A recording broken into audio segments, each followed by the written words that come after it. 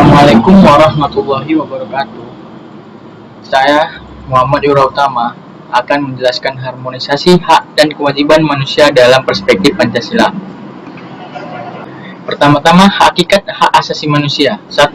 Menurut Undang-Undang Nomor 39 Tahun 1999, Pasal 1 tentang hak asasi manusia menjelaskan hak asasi manusia adalah seperangkat hak yang melekat pada hakikat dan keberadaan manusia sebagai makhluk Tuhan yang Maha Esa, yang wajib dihormati, dijunjung tinggi, dan dilindungi oleh negara, hukum pemerintah, dan setiap orang demi kehormatan serta perlindungan harkat dan martabat manusia.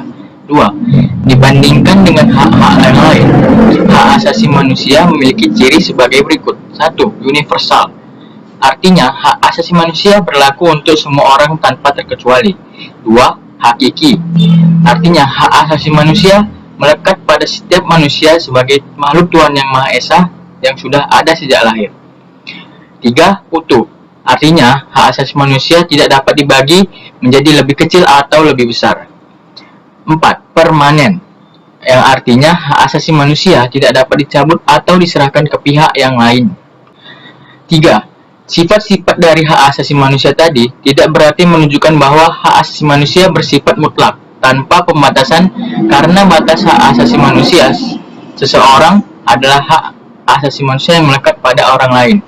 5. Bila hak asasi manusia dicabut dari tangan pemiliknya, manusia akan kehilangan eksistensi sebagai manusia.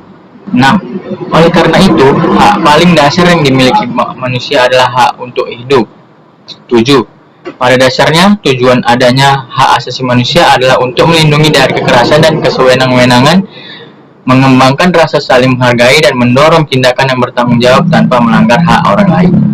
Terdapat beberapa prinsip dalam hak asasi manusia, yaitu prinsip kesetaraan, prinsip non-diskriminasi, dan prinsip kewajiban positif setiap negara. 9. Menurut Todung Mulya Lubis, terdapat beberapa teori yang perlu kamu ketahui, yaitu teori hak kodrati, yang bersifat universal dan berasal dari kodrat manusia, dan teori hak positivisme, diberikan konstitusi dan termuat dalam konstitusi.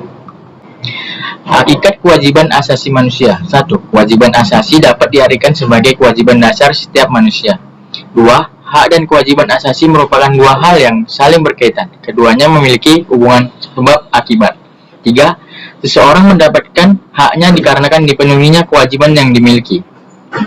Hak dan kewajiban asasi juga dapat dipisahkan, karena bagaimanapun dari kewajiban itulah muncul hak dan sebaliknya. Substansi hak asasi manusia dalam dasar negara, konstitusi negara, dan peraturan perundang-undangan. Nilai dasar yang bersifat universal dan tetap, yang terlepas dari pengaruh perubahan waktu, nilai dasar perkenaan dan eksistensi sesuatu, mencakup cita-cita, tujuan, tatanan dasar, dan ciri khasnya. Nilai instrumental merupakan pencabaran dari nilai dasar dalam kurun waktu dan kondisi tertentu. Perwujudan nilai instrumental umumnya berbentuk peraturan mulai dari konstitusi negara, perundang-undangan, hingga peraturan daerah. 1. Hak dan kewajiban asasi manusia dalam nilai dasar negara Pancasila. 2. Hak dan kewajiban asasi manusia dalam nilai instrumental, konstitusi, dan peraturan perundang-undangan. 3. Hak dan kewajiban asasi manusia dalam nilai praktis sila-sila Pancasila. Apa itu nilai praktis? Nilai praktis merupakan nilai yang terdapat dalam kenyataan sehari-hari, berupa bagaimana warga negara melaksanakan nilai Pancasila. Nilai praktis terwujud pada penerapan nilai-nilai Pancasila, baik secara tertulis maupun tidak tertulis. Nilai praktis dapat terwujud apabila negara menunjukkan sikap positif. Pelanggaran hak asasi manusia disebabkan oleh dua faktor. Yang pertama, faktor internal. 1. Sikap egois atau terlalu mementingkan diri sendiri. 2. Kurang paham mengenai konsep hak asasi manusia. 3. Tidak seimbangnya pelaksanaan hak dan kewajiban. 4. Rendahnya kesadaran hak asasi manusia. 5. Sikap yang tidak toleran. Yang kedua, faktor eksternal. Penyalahgunaan kekuasaan, ketidaktegasan aparat penegak hukum, penyalahgunaan teknologi, dan kesenjangan sosial dan ekonomi yang tinggi. kasus pelanggaran HAM berdasarkan sifatnya.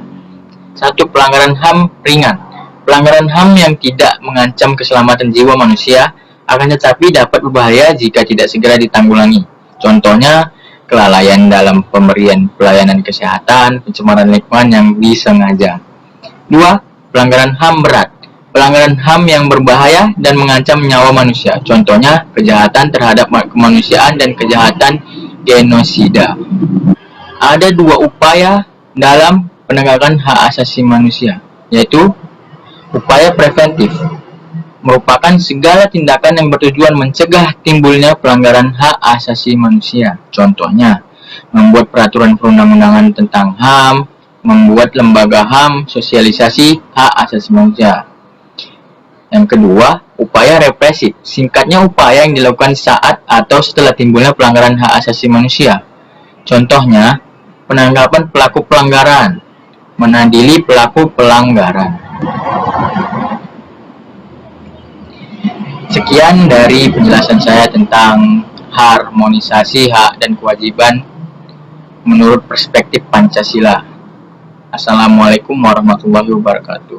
Terima kasih.